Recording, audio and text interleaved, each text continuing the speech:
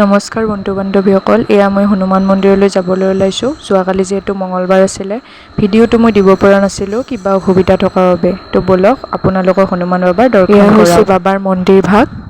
সঁচাকৈ ইয়াত আহিলে খুবেই ভাল লাগে মনটো।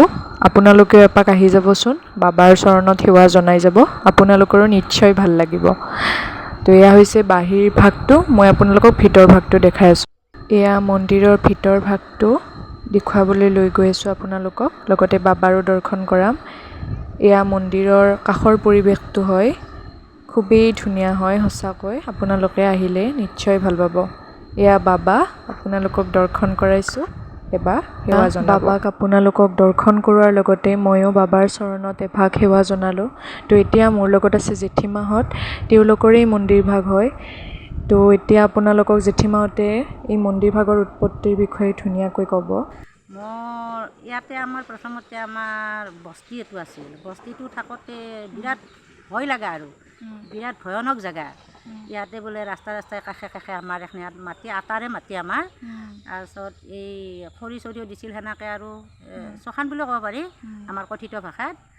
তাৰপাছত মই একদিন একলা এনেকৈ আহি থাকোঁতে মোৰ বিৰাট ভয় লাগিল। তাৰপাছত মই ল'ৰাটোক ক'লোঁ, মোৰ ল'ৰাটো হৈছে এই শিৱ শম্ভুজী গাড়ীখন আছে, এখন গাড়ীত পইচা তোলে ল'ৰাটোৱে। পাছত সি ক'লাক, মা ইয়াতে এটা হনুমান মন্দিৰ বনাম। আমি ইয়াতে দুটা তিনিটাকলৈকে আমি ইয়াতে ৰখি থাকোঁ ভক্তকেলখান আহি থাকে দুই এটাকে। আৰু আজি মোৰ লগত এইটো মোৰ যা মোৰ যা এইটো মোক ৰখি আছে, কৈছে অসুখীয়া মানুহ আপোনাক মই ইয়াতে অকলে থৈ নাযাওঁ, ময়ো থাকিম। গতিকে মোৰ লগত তেওঁ এতিয়া এই দুটা তিনিটা বজাকলৈকে অনাহাৰে আছে, শৰাইও দেই। তেওঁ প্ৰত্যেক মঙলবাৰে আহে, প্ৰত্যেক মঙলবাৰে বাবাক লাড়ু দেই। আৰু তেওঁৰ দুইডলা অমিতা আছে, অমিতা দুইডলা তাৰমানে মঙলবাৰেহে পকে। এই মঙলবাৰে তাৰমানে বাবাক দিবই। আচৰিত শক্তি। আৰু বাবাক যদি মই মাতোঁ, বাবাই তাৰমানে মোক উদ্ধাৰ কৰে। আৰু বাবাক কায়কতো এৰিব নালাগে, বাবাক কায়কতো এৰিব নালাগে। বাবাই সকলোকে শক্তি দিয়ক, সকলোকে ভালে ৰাখক, ৰাইজসকলক মন কেলখান ভাল কৰক, পবিত্ৰ কৰক, বিপদ বিঘ্নিৰ পৰা বাচে ৰাখক। বাবাৰ প্ৰিয় বস্তুখিনি কৈ দিয়ক, কি কি আছে তেওঁৰ প্ৰিয় তেওঁক এতিয়া আমি অসমীয়া মানুহ হিচাপে তেওঁক আমি বুট মুগ, তাৰে পাছত লাডু, তাৰে পাছত পায়স আৰু কল, অমিতা, এনে ফল ফকৰ হনুমান বাবাই নাৰিকলো ভাল পায়।